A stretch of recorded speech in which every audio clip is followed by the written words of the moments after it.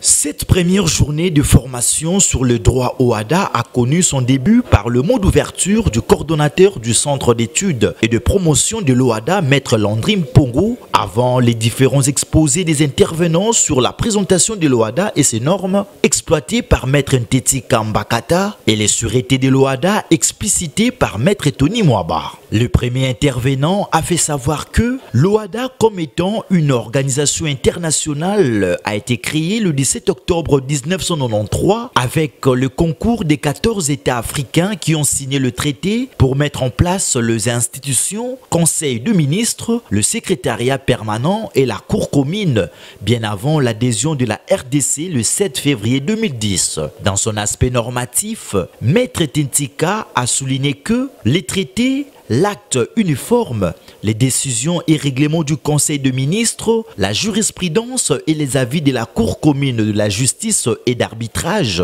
sont des normes de l'OHADA visant à mettre en place un droit communautaire applicable dans tous les États de la même manière. Quant au deuxième intervenant, le professeur Tony Mwaba, la sûreté est tout moyen qui garantit l'opération du paiement. Cependant, il y a deux groupes de sûreté, la sûreté personnelle et réelle. Dans cette matière, le droit uniforme exige que la créance réclamée doit avoir un lien avec le bien détenu. Des argumentaires appuyés par Maître Landry Mpongo qui revient ici sur l'objectif poursuivi au cours de cette formation. Les biens fondés de la session de formation tenue ce jour 16 octobre 2020 et 24 octobre 2020 est assez clair, c'est la vulgarisation du droit OHADA. Les acteurs judiciaires, certains semblent ne pas trop bien connaître. L'intérêt est certain,